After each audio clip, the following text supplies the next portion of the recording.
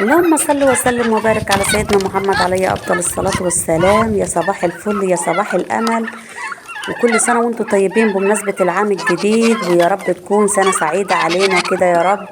وربنا يصلح الحال ويسر الأمر للجميع، واللي ما حجتش حاجة في السنة اللي فاتت يحججها إن شاء الله السنة دي، وربنا ييسر الأمر. بصوا تنسوش دول بقى ما اللي بيشوف رضيتش لما قناتنا لما لأول اشوفوا مرة دول. يدعمنا كده بلايك شايفين واشتراك البط وتفعلوا ده؟ الجرس عشان يوصلكم كل جديد. وتعالوا بقى البط ايه ده نصبح كده على بجهره الطيور بعده قاعد بتاعتنا، وبعدين ندخل نعمل مع بعض وبجلشوهم شوية ياخدوا قرص الذهب. ناعمين كده وشوية قراقيش باين عشان عنده يدونا ضهر. طاقة كده في الشتاء والبرد اللي احنا فيه. ده كده بقى شكل القرص بتاعتنا هيت والقراقيش. شايفين الكحك يا جماعه؟ شايفين الكحك اهو. يا جمال ويا تكات ويا حركات، تحفه بصراحه. ودي كده بقى القرص اهي، والقراقيش اهي، والكحك بتاعنا اهو. ايه الجمال ده؟ شايفين النقش بتاع الكحك؟ شايفين النقش جميل ازاي؟ جميل جدا. والله شكله جميل قوي. ودي كده قراقيشنا اهيت بكل تكتها بكل حركاتها. شايفين بقى السوا بتاعها؟ اها. ادي القعر بتاعها وادي الوش بتاعها. في البوتاجاز، في البوتاجاز، ادي قعرها وادي وشها. حاجه جميله اهي. وادي القرص برضو، ادي قعرها وادي وشها. حاجه جايبه من الاخر، عاملاها بقى ببيتك ومكلفه عليها بقى بايه، بمزاج. عاملاها كده بايديكي، حاجه نظيفه، حاجه عاملاها بنظافه، عارفه انت حاطه فيها ايه، ومكلفه عليها ايه اللي ينفع انك عايزاه او اللي ينفع مش عايزاه، وعلى قد ايدك وعلى قد اقتصادية وميزانيه بيتك. ما شاء الله جميله جدا. يا رب الفيديو بتاعنا يعجبكم.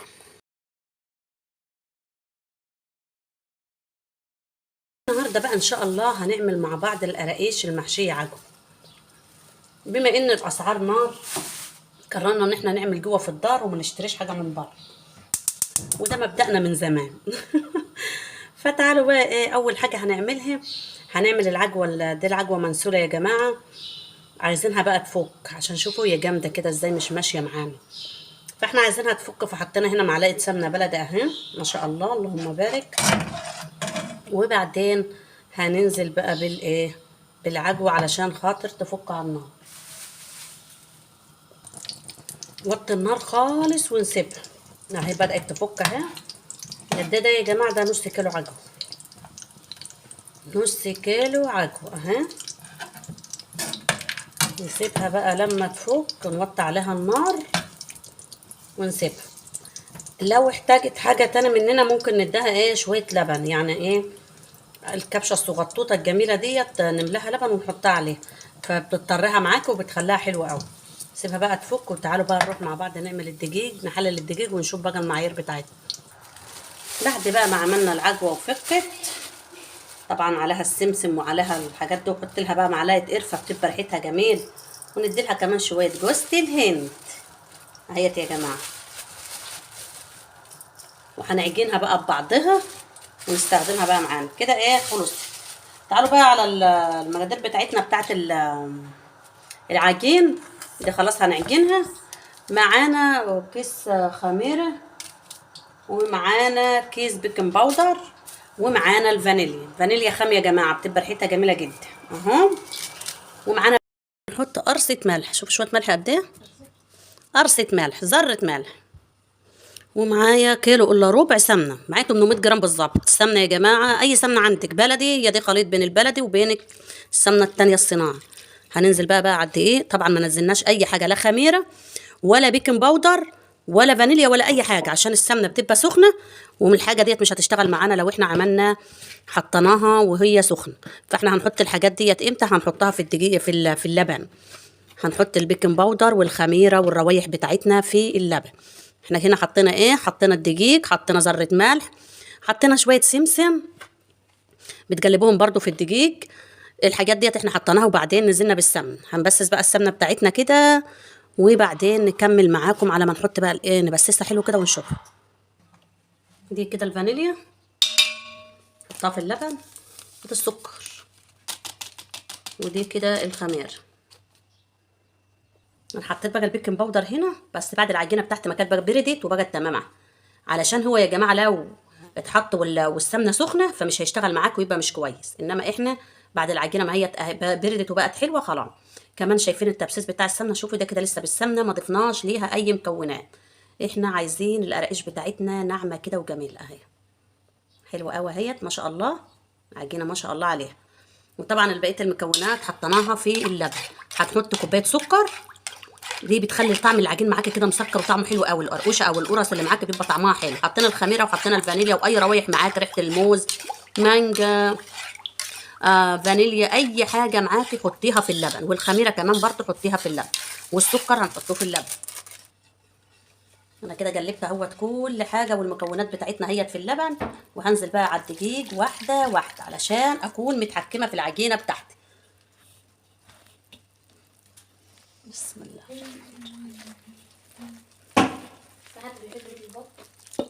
انا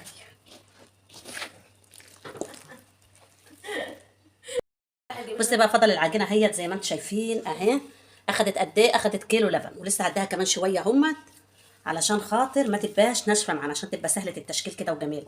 بما اننا في الشتاء والعجين بتاعك بيشد منك باظت اللبن خالص اهي. بيشد يعني ايه؟ بيبقى لابس منك، بياخد منك ايه؟ ميه كتير وحاجات كتير. فانا ايه؟ زودت لها كمان شويه. بس هي ما شاء الله ريحتها حاجه كده جايبه من الاخر. نسيت اقول لكم يا جماعه احنا معانا قد ايه دقيق. احنا معانا 2 كيلو ونص. انا اديتكم كل المقادير ما عدا الدقيق قد ايه. 2 كيلو ونص دقيق، 800 جرام سمنه، باكو خميره، باكو فانيليا خام حطينا نص معلقه صغيره، وباكو بيكنج باودر. وحطينا قد ايه سمسم؟ حطينا حوالي معلقتين كبار بتوع الاكل دول ايه؟ سمسم. ماشي، يبقى دي كل المكونات بتاعتنا. بالنسبه للسمنه نصها بلدي ونصها سمنه ايه؟ اللي هي النباتي اللي احنا بنشتريها، عشان تبقى عارفين يعني السمنه ايه. عندك عايزه تعمليها بلدي خالص براحتك، عايزه تعمليها صناعي او نباتي خالص برضو براحتك. يعني ده معاكي وده معاكي. ادي العجينه اهو، وما شاء الله كده زي الفل. اديها شويه اللي فاضلين والمها بقى وكده. خلاص خلصنا كده ايه؟ خلصنا كده تمام زي الفل. نخلص بقى ونشوفها مع بعض لما ايه؟ نيجي نقطع. وكده خلصنا. وادي العجينه بتاعتنا ان شاء الله عليها اهي. ايدينا طبعا اهي من غير غسيل من غير اي حاجه، لازم ايديك تكون طالعه نظيفه وجميله بالطريقه دي. اغطيها بقى واسيبها حوالي نص ساعه العجينه ترتاح، وبعدين نبتدي ان احنا ايه؟ نفردها. ما شاء الله المقادير بتاعتها مظبوطه والعجينه طالعه ما شاء الله عليها تحفه اهي، حلوه قوي. تشكليها زي ما انت عايزه. انتوا تجيبوا منين؟ من المطبخ. ده نور بنت الرخم. ما هيش عارفه تنظف البط، محتاسه في البط، قاعده محتاسه في تنظيف البط.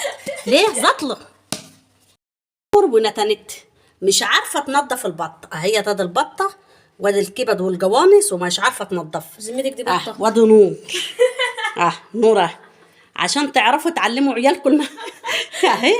بتقول لك ايه؟ وانت عايزاني افلح في المدرسه وابقى ست بيت عشان فاشله مان؟ يا ريت يا اختي الواحده بتبقى فاشله وزطله ويبقى حتى واطي. الا شايفين المطبخ حواليها عامل ازاي وهي عامله ازاي؟ ده كله بتعمل ايه؟ بتنظف البط.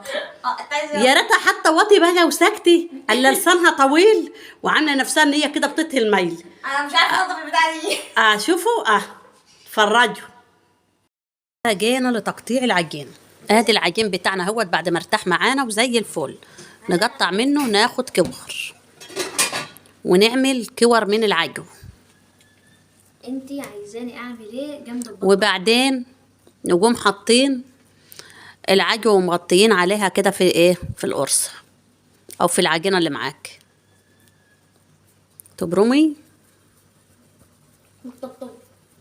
وتطبطبي على رأي الرخمه بنتي. تقومي جايه بقى واخده لك حته كده اهو. انا همسكك دلوقتي. هعمل ايه؟ وهفتح البط. انا عملت البط. ماشي.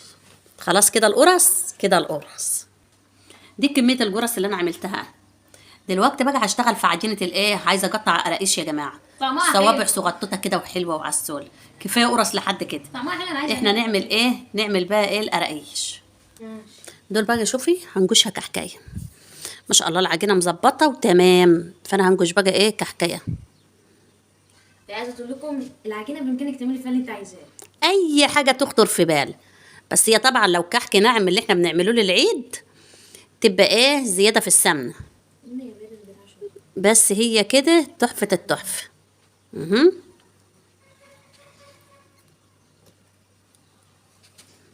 اه يا جمال يا تكات يا حركات، شايفين؟ والنكشه تحفه وشكلها جميل جدا. اعملي اللي انت عايزاه، شكلي واعملي ودفي بيتك واكلي العيال وما تشتريش حاجه من بره. وقت بقى هنعمل القراقيش اهي، بس طبعا احنا هنحشيها العجوه. هنفرد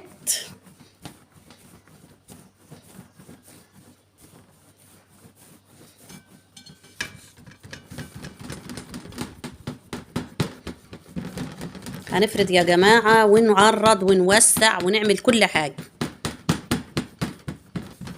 علشان خاطر هي هتبقى العجوة في وسطها في النص. طبعا الطبلية بتاعتنا عاملة شغل، عمالة تخبط وتدربك. بس كده بس كده. تعالوا بقى ايه هنعمل العجوة اللي هتتحط فيها. مش عارفة كل حاجة عمالة تتجمد ليه، كل حاجة بتنشف كده وتبقى ناشفة وجامدة. هنا الشتا مأثر فيهم ولا ايه مش عارف. شوفوا ايوه الشتا مصر فيك. على ليه الشتا مش مصر فيكي؟ وهنعمل كمان حته عشان نكمل بقيه العجو. لا الشتا مش مقصر، طول ما انت بتشتغلي بتبقي دافيانه، لان الشغل بيديكي كده طاقه وبيديكي حماس وبتبقي دافيانه ومفيش سجع ومفيش اي حاجه. ده انا انما شغاله انت معاكي، شغاله معاكي ما بتسجعيش الا لما تكوني قاعده كده فاضيه. يا انا شغاله معاكي والله بقيت مزاجي متضايق. شايفين بقى الطريقه دي؟ شغاله يا شيخه روحي، ده انت حركت شيطت البطه والفرخ. فضحتينا يا ماما. شوفوا نور، شيطت البطه وشيطت الفرخ. نور تانية ثانوي يا جماعه. لا والله عايزه انام. تقول لك فضحتين. قولي لي اكتبوا لي رايكم في الكومنتات في نور والعمايل اللي بتعملها. بتقول لكم بشيطت بطه وفرخه، بتقول لي ايه اصل الحكايه ان انا قلبت الفرخه ونسيت اقلب البط، فبناء عليهم مشاطه. والله انا مالي. تخيلوا بقى هي عملت ايه. انا قلبت الفرخه والله شفت البط. شفتوا طبعا التكفيله اللي احنا عملناها للايه للجراجيل. طيب هاتلي سكينه مبتة هنقطع بالقطعه دي علشان خاطر ايه نور الشطوره اللي بتقول لكم ان هي ايه شيطت البطه والفرخه عشان قلبت الفرخه وسبت البط. ونست تقلب البط. فدوت من ضمن ايه شطاره نور. ايه رايكم في شطاره نور؟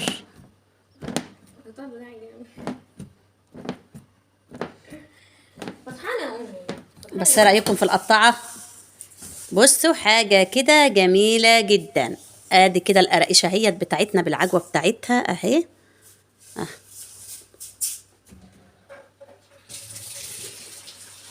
طريقتنا جميله وسهله وبسيطه وما فيهاش اي حاجه. هنعمل لكم تقطيعه تانية دلوقتي وهتشوفوها عشان اعرف فعلا ان انت ست بيت شاطره. بص هنطبق دي بنفس التطبيقه اللي احنا عملناها في التانية اهي. كمان نور بتقول لكم ما تاخدوش عني فكره غلط عشان تعرفوا ان انا ست بيت شاطره. يبقى انا عملت الاكل اهو. عملت الاكل حطيت الرز على النار واللحمه والبتاع. ايه بتبطبطي عليها شويه كده. بتطبطبي.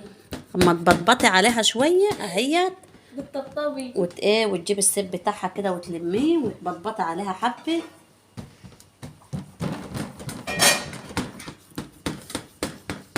يا جمال يا جمال.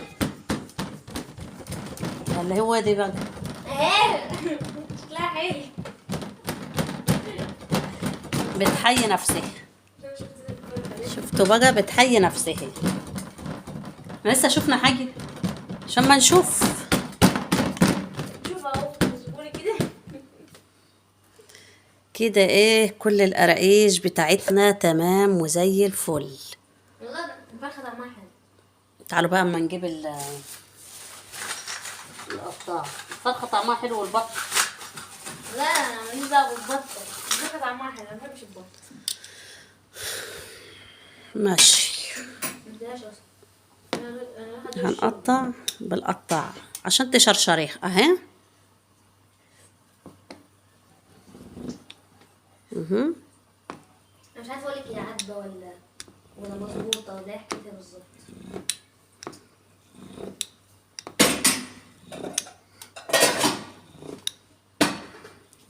حسب الله ونعم الوكيل.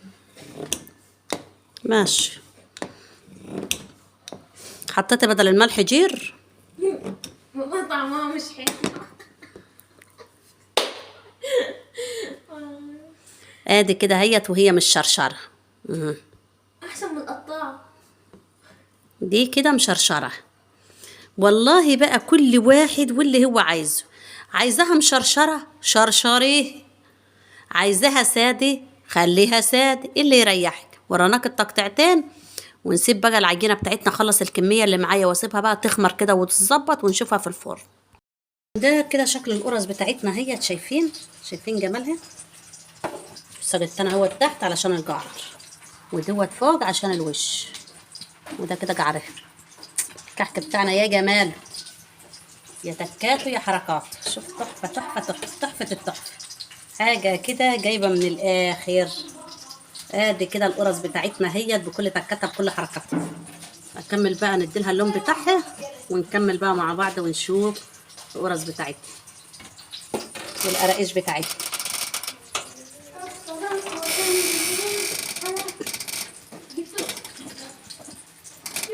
ايه رأيكم في القراقيش؟ طبعا احنا الفرن بنحط على الرفين اهو للجعر والوش. سخنة.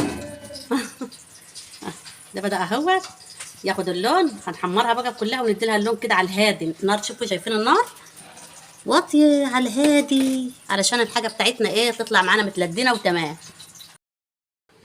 ده كده بقى شكل القرص بتاعتنا هيت والقراقيش. شايفين الكحك يا جماعة؟ شايفين الكحك اهو، يا جمال ويا تكات ويا حركات، تحفة بصراحة. ودي كده بقى القرص اهي والقراقيش اهي والكحك بتاعنا اهو. ايه الجمال ده؟ شايفين النقش بتاع الكحك؟ شايفين النقش جميل ازاي؟ جميل جدا. والله شكله جميل قوي. ودي كده قراقيشنا اهيت بكل تكتها بكل حركاتها. شايفين بقى السوا بتاعها ادي الجعر بتاعها وادي الوش بتاعها في البوتاجاز. في البوتاجاز ادي قعرها وادي وشها، حاجة جميلة اهي.